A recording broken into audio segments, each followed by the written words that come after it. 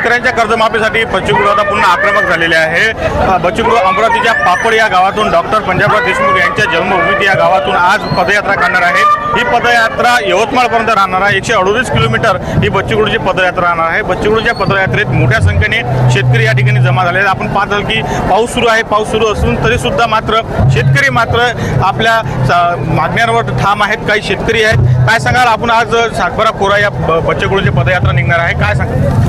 आमचं म्हणणं एकच आहे की फडणवीस सरकारने इलेक्शनच्या अगोदर म्हटलं होतं की आम्हाला तुम्ही पूर्ण बहुमत द्या, आम्ही तुमचा सातबारा पहिल्याच कॅबिनेटमध्ये कोरा करू, पण त्यांनी अजूनपर्यंत केलेलं नाही आहे। आमची तेच एक सक्त मागणी आहे की सर्व शेतकऱ्यांना सातबारा कोरा करा। आपण हे जे आज व्यवस्था केलेलं आहे काय याच्या मागे नेमकं हे शासनाला जाग आली पाहिजे, शासनाला काहीतरी कळलं पाहिजे, शेतकऱ्याची व्यथा शासनाला कळली पाहिजे, त्याच्यासाठी आम्ही हे वेश धारण केलेलं आहे। आणि सरकारला आमची हातजोडून विनंती आहे की समजा सातबारा कोरा करा। शेतकऱ्याची लय दयनीय व्यवस्था आहे, पूर्णपणे कोसळलेला आहे शेतकरी। त्याच्यामुळं शासनाने लवकरात लवकर शेतकऱ्यांचा सातबारा कोरा करायला पाहिजे।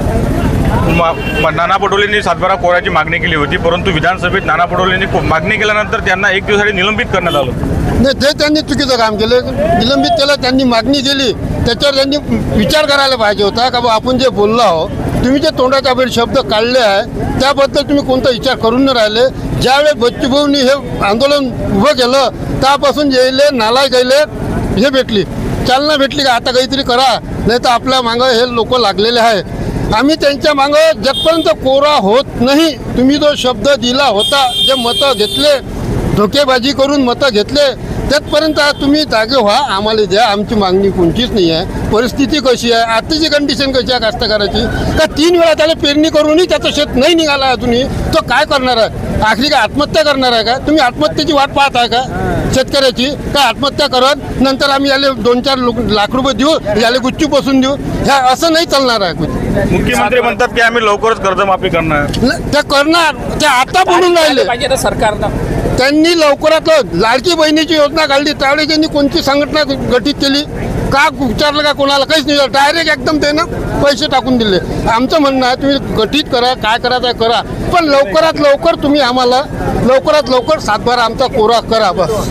काय सांगाल? आम्हाला एकच म्हणायचं आहे, मोठं मोठं तोंड करून, मोठे मोठे हातवारे करून, प्रभू रामचंद्राचं नाव घेऊन सत्तेत आले, सत्ता मागवली, आमचे मतं घेतले, चोरून मतं घेतले आणि आमच्याशी खोटं बोलून आमचे मतं घेतले। सातबारा कोरा करायचं 10 वेळा मुख्यमंत्री साहेब बोलले आणि धडधडीत सगळ्यांना माहिती आहे। आमचं म्हणणं एकच आहे की तुम्ही जे बोलले, प्रभू रामचंद्राच्या नावानं तुम्ही सत्तेत आले आणि प्रभू रामचंद्रालाच माना आणि एकवचनी राहा। पुरुषोत्तम, मर्यादा पुरुषोत्तम होते प्रभू रामचंद्र आणि एकवचनी होते। एका वचनाच्यासाठी त्यांनी 14 वर्षाचा वनवास भोगला।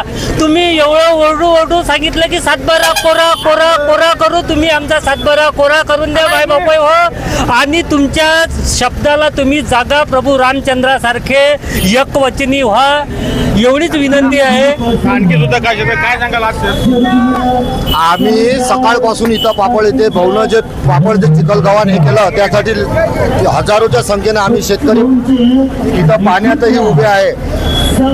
जे त्यानं आश्वासन दिलं होतं का सातबारा कोरा करू, हे करू, आणि ते आमचे मतं चोरले। शेतकऱ्याचे मतं शेतकऱ्यांनी फक्त सातबारा कोरा करासाठी दिले होते आणि आता एवढा मोठा हे भाऊनं त्यांना सांगितलं होतं, अल्टिमेटम दिलं होतं का तुम्ही तारीख जाहीर करा। यांनी तारीख जाहीर केली नाही। आता आषाढी वारीला विठुरायाच्या दर्शनाला हे गेले होते, तर आता एवढा मोठा हे होता का विठुरायाच्या तिथं त्यांनी घोषित करायला पाहिजे होती तारीख सातबारा कोऱ्याची। सगळे शेतकरी आनंदी झाले असते, पण त्यांनी ते वेळ गमावली। आताही त्यांनी करायला पाहिजे, कारण की शेतकऱ्याला त्रास होऊन राहिला। सगळी शेतीचे आता पेरी पाणीचे दिवस असून, एवढे कामं असून तरी भाऊनं म्हटल्यानंतर शेतकरी सगळेच्या सगळे हाती इथं आले।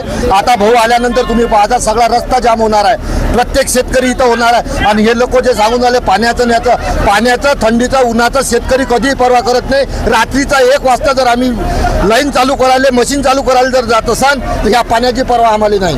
तर आपण नक्कीच आपण पाहत असाल की या ठिकाणी शेतकरी आक्रमक झालेले आहे। जोपर्यंत सातबारा कोरा होत नाही तोपर्यंत आम्ही या ठिकाणी तीव्र स्वरूपाचे आंदोलन करणार, असा सुद्धा इशारा या ठिकाणी शेतकऱ्यांनी दिला आहे। मी किरण ओले, जनविकास न्यूज, अमरावती।